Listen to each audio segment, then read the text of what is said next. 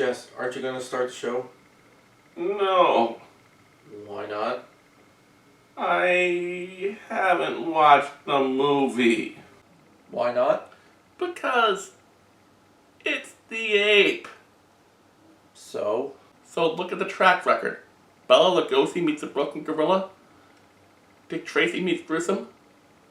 They had some sort of lower primate in them, and they were awful.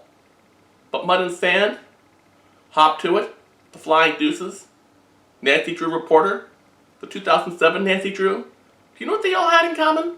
Yeah, you like them. Well, yes, but that's not what I was gonna say. I was gonna mention that they didn't have any monkeys in them. Need I remind you that there weren't any monkeys, apes, or gorillas in Utopia or Dick Tracy Detective, and you like those just as much. But this has Boris Karloff. Fine, I'll go get you some snacks. And a paddleball. Don't push your luck. Oh. Here, put this on. Classic movie bloopers uncensored. Think of it as the previews you watched before the previews. Is Maria Menounos in it? No. But then who will recap all the stuff I was barely paying attention to when I get to the end? Who will remind me to get out my phone to play a Space Invaders clone that gives my personal information to the movie theater chain? Who's gonna tell me when the Charmin Bears are about to remind me to use the bathroom? Just watch the movie. I'll be back soon.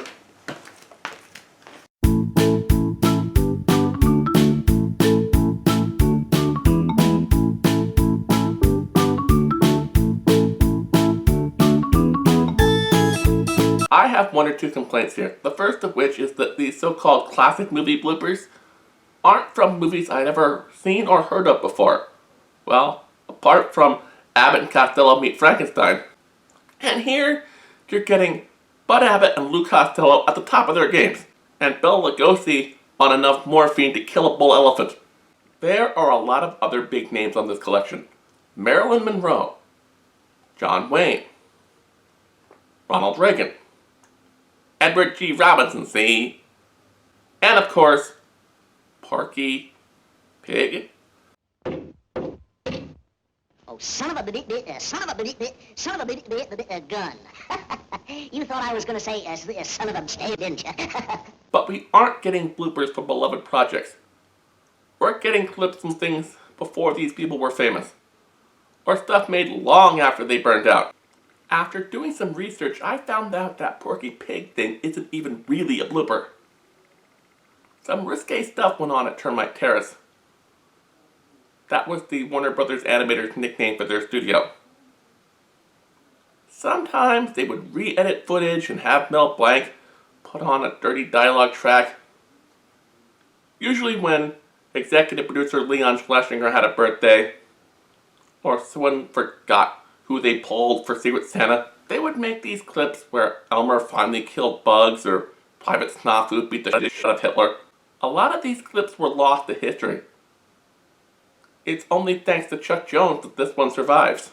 The worst part about this collection is that it doesn't even get Reagan's greatest blooper. No, I'm not talking about the zillions of takes it must have taken to get Bonzo the Chimp to put on pajamas. I'm talking Iran-Contra. Hey-oh! Overall, this collection is kind of fun. It'd be better if I knew what movies these clips were from, and something tells me most of them are in the public domain, so there would have been no legal trouble including at least one of them on the DVD as a special feature. Speaking of bonus features, that's sort of this DVD's biggest misfire. They found out this special by famed Hollywood photographer and videographer Arthur Murray fell into public domain. The premise itself is kind of cool. He had all these photographs and home movies of celebrities doing ordinary, everyday things. And he also had these clips from promotional events he was involved in. It features everyone from Johnny Weissmuller to Walt Disney. And the 5 funniest men to ever appear on film. That's right. Groucho, Chico, and Harpo Marx, plus Stan Laurel and Oliver Hardy.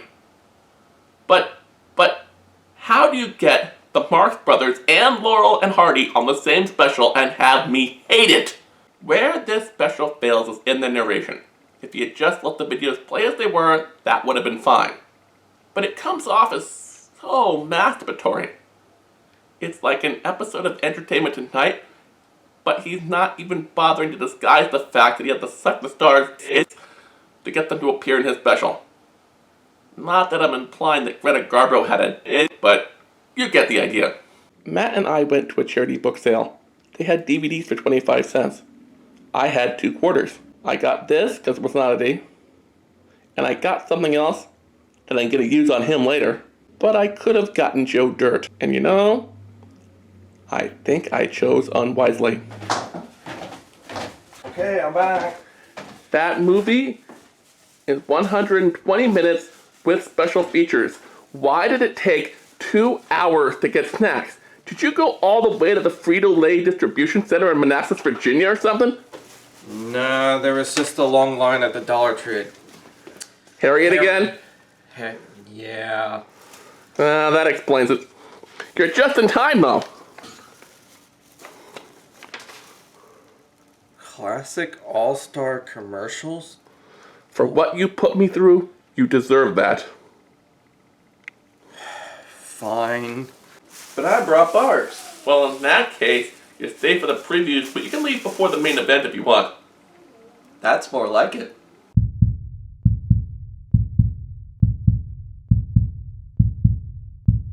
Ah, much better. I knew who most of those people were. Who knew Roy Rogers did something other than invent the Southwestern bacon cheeseburger? And I thought you were supposed to be the smart one. I am, but you had to give me one funny line. It's in my contract. Mr. Ship, tear down that fourth wall. Will you cut it out with the Reagan jokes? You weren't even there for that! I'm still an associate producer. I can look at the script if I want. Now, I found this DVD fascinating. I love looking at how advertising had changed over the years. Sometimes for legal reasons. The whole sketch about Tide would never have been part of a primetime show now. Yes, it would. Ever hear of Keeping Up with the Kardashians? That's just a 60-minute ad that gets interrupted every 10 minutes for 2 minutes of much better ads. I thought your contract specified one funny line. That wasn't a joke. That's just the truth. But what really freaked me out was this. Yeah, Barney Winston tastes good, like a cigarette should. What the f... Oh. And I thought the Great Gazoo was the worst thing to happen to the Flintstones. Now I have to worry that at any minute Fred and Barney are going to die from lung cancer. Well, maybe all those vitamins and Welch's grape jelly protected them.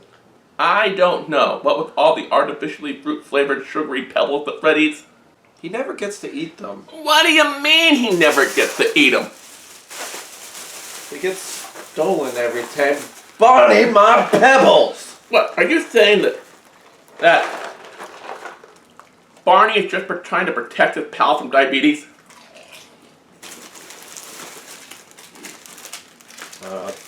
Yeah, Hungry. Jess, don't you think that's enough sugar? Don't you go.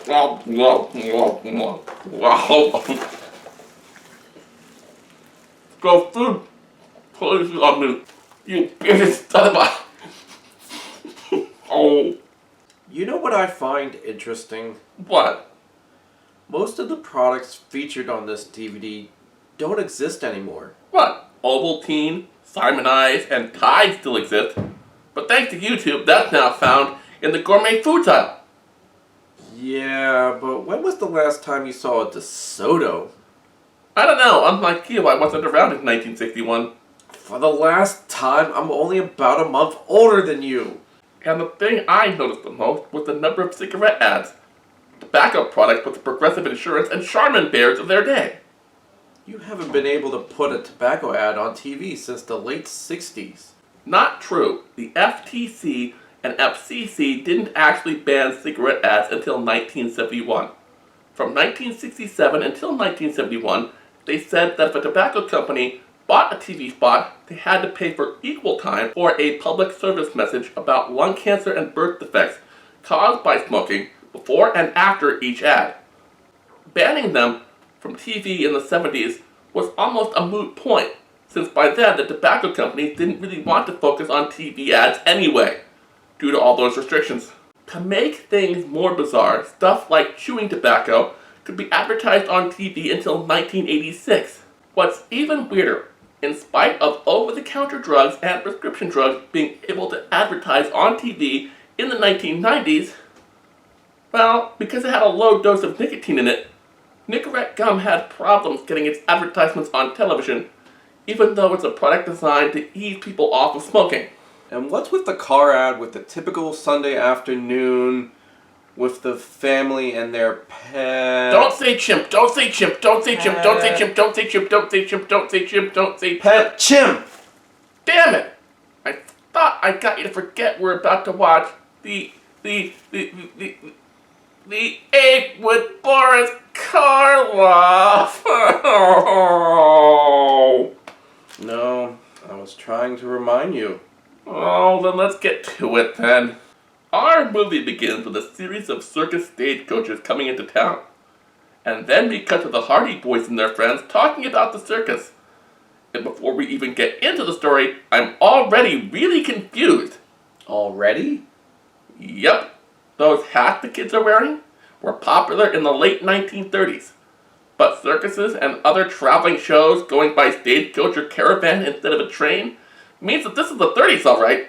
The 1830s.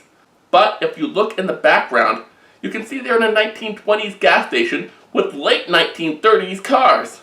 Anyway, pissed off that they have the money to go to the circus but not the sideshow, they start throwing rocks at the town's local doctor. Wait, the doctor operates out of his house? That was pretty common up until about 1910. But as we find out, the kids might have reason to think the doctor might be creepy. I mean, how many movies are there where Boris Karloff plays the good guy? Name one. Try. You can't. Dr. Otto Scratch and Sniff grabs one of the kids and scolds him. And then the movie cuts to the town Elks Club. Or is it a saloon? Or an old-timey pharmacy? Considering the movie changes which century it's set in every scene, we might as well say this part of the movie is set prior to 1895. Then the saloon, the pharmacy, and the whorehouse would be the same thing. That wouldn't make sense. The guy leading the conversation is dressed like a 1920s gangster. That's not a conversation, that's a lynch mob. They want to off the doc for some of his nasty experiments. So the kid from earlier tells them about being shooed off the property, only he claims to be an innocent victim of circumstance. Instead of, harassing the guy. But they don't even care if they believe his story, since it allows them to justify what they already wanted to do. So what you're saying is, putting this crowd in MAGA hats wouldn't be the most anachronistic thing in this movie? Yep, Boris Karloff comes in for a backroom deal with the pharmacist. No, wait, this is 1853, so he'd be a druggist. But that still doesn't explain Karloff doing a Judge Doom cosplay.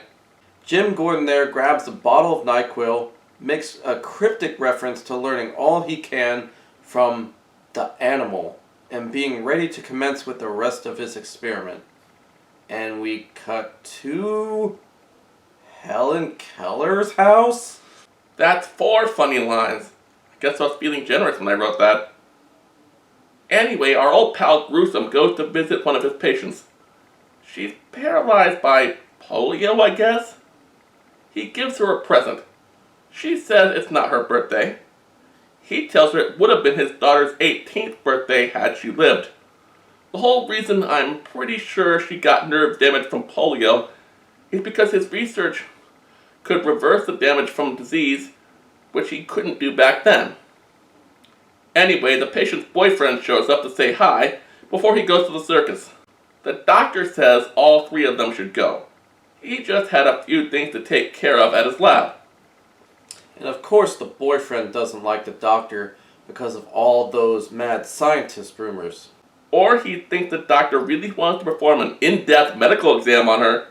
Oh wait, he thinks she's a piece of meat without moral agency who opens her legs to anyone who asks? That's incredibly sexist. I'd say it was outdated, but this movie refuses to pick an era in history and stick to it. I'll make a bet with you right now. If we don't get Roman gladiators by the end of this movie, you can have my Cracker Jack prices. They go to the circus. Karloff decides he doesn't want to go after all. He lets the lovebirds enjoy their date because he's not a pervert. That remains to be seen. And the kids talk about how cool the ape in the sideshow was, instead of letting the audience, see it. It's only fair. They get to see the ape, we get to see the circus. Did you notice that we never ever see our main cast in the same shot as the carnival acts? It's almost like they were splicing stock footage from other movies. Then we cut to outside the tent. The gorilla is getting pissy. The animal tamer starts abusing him. What an idiot. Primate brains are all pretty similar from humans on down. If you use force, all you're teaching them is that violence is a solution. Wow, this episode is getting a lot more political than I intended. Not abusing animals or other people shouldn't be a political issue, says the man making me watch the ape. But hey, it turns out the owner knows this. He tells the trainer the ape killed his dad for doing the exact same thing. Like father, like son. Think about it, won't you? And as soon as the owner leaves, the ape attacks and kills the trainer.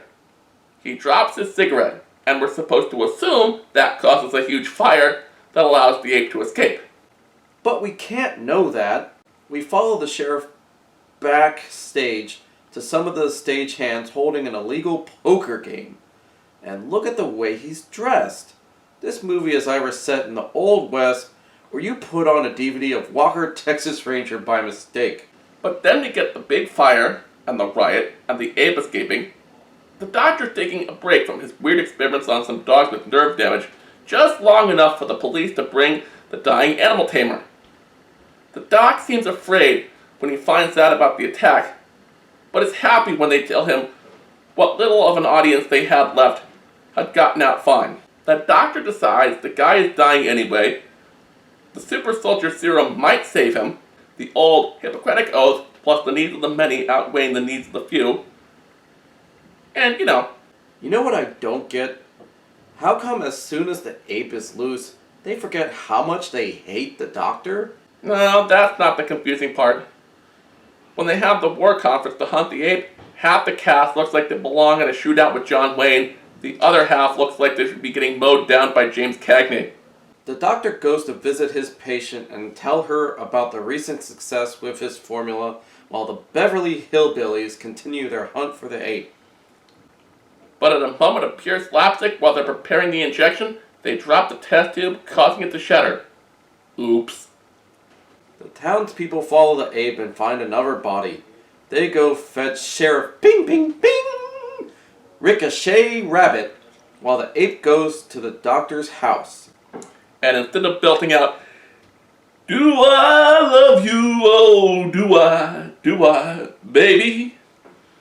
the ape proceeds to smash the lab. The doctor somehow manages to win a fight with an ape, and then extracts spinal fluid. What the f***? Even with a knife, a frail old man being able to beat up a gorilla is fucking absurd. An ape with a record of killing at least 3 people? That'd be like Cloris Leachman winning a boxing match against Manny Pacquiao. The doctor gives her the injection. She starts feeling her feet again. She talks with her boyfriend. He tells her if her legs hurt, it can't be healing. She says, "Pain is better than nothing." His response is, "If I can't understand it, then it is fucking wrong." She is a bit more reasonable. Just because something is different doesn't mean it's bad. Different can be good. The ape shows up again and I can't take it anymore! The whole movie becomes so repetitive. No, it doesn't. The police and townsfolk continue looking for the ape. we get another scene where the doctor is telling her she can walk. Okay, sort of not necessary. Then some more scenes or recycled footage of the ape. And the doctor telling her she can walk again. And more angry mobs looking for the doctor and or the ape. Wait, is this the movie Tommy Wiseau watched to learn everything he knows about directing? It's tearing me apart, Lisa! But this medical examiner shows up asking questions about the doctor, and we find out Karloff showed up around the same time the paralysis epidemic started. The medical examiners go to interrogate the doctor. He mentions the injection sites found on 2 of the bodies at the morgue. They reminded him of a doctor he had heard about 25 years ago who lost his license for weird regeneration experiments. And the guy happened to have the same name as our doctor. So, medical licenses exist now. So that means we're in at least the 1880s? But really, how many Dr. Bernard Adrians could there be? Give me the yellow pages. What are yellow pages? We just saw them an hour ago. Remember? With Bugs Bunny? You want me to look up doctors with Tang? We get more scenes of her being told she should be able to walk. More scenes of the mom, the same 30 seconds of the Abe again and again. Some new chase scenes with the Abe. Look on the bright side. Danny and Helen Keller track down the Abe. The sheriff shoots him and crawls away back to the doctor's house. Nancy Drew thinks Colin is trying to hurt the doctor. She stands up. Then the medical examiner checks on the Abe and takes his face off? Wait, you mean to tell me that every appearance of the ape since the lab was Scooby fucking Doo? I guess. But where'd he get the suit? I don't know, though considering how energetic he got when the medical examiner mentioned the spinal fluid of animals, I think it's a psychosexual thing. You don't mean... Yeah, he Buffalo Billed the ape. I think I'm going to throw up. Oh no, not yet. Not until the 2 of us can answer that question. Did I get what I paid for it? Wait. You've spent this entire segment complaining about lack of continuity, basic logic, pervy professors, repetition that would make the room seem coherent. Not to mention the implication that he is walking around half aroused in a gorilla carcass. Can't they just assume... No. You're right, this movie's awful. But I've seen worse. A lot worse. But as far as movies I've done for this series go, yeah, this is it. Bottom of the barrel. I mean, I give Bela Lugosi meets a broken gorilla a lot of shit. But after watching this movie, it doesn't really deserve it. Dookie, can you ever forgive me, Dookie? You know the worst part? What? My DVD is even lower quality than the one I downloaded off of archive.org for editing purposes. And I paid $1 for it. To put that into perspective, when I finally broke down and bought a copy of the 2007 Nancy Drew, it was effectively about $3. And it's 1,000 times better than this movie. But I'm more interested in your thoughts, Matt. Remember that time when you made us watch Garbage Pail Kids, the movie? That was a better movie.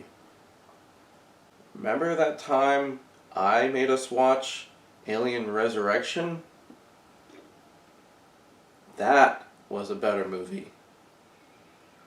Remember how bad The Room was? How bad Amazing Bulk was? Those were better movies. And I apologize. Remember that whole thing at the beginning where I didn't want to watch The Ape? Yeah. I hate to break it to you, but we're scripted most of the time. I wrote that before we actually watched the movie. And, well, I wasn't expecting something so terrible that I couldn't have survived it without you. So, thanks for coming. And I hope that doesn't put you off doing any more guest spots on Did I Get What I Paid For? As long as there are no more public domain movies about monkeys, gorillas, or apes, I'm down. There are no previews this time, but there are credits, so stick around for those. I'd like to thank you for coming by again, Matt.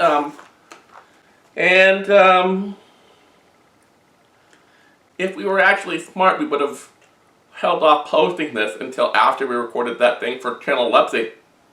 Then we could have called it a full-blown crossovers, but we ain't that smart. Until next time, stay clear of public domain monkeys.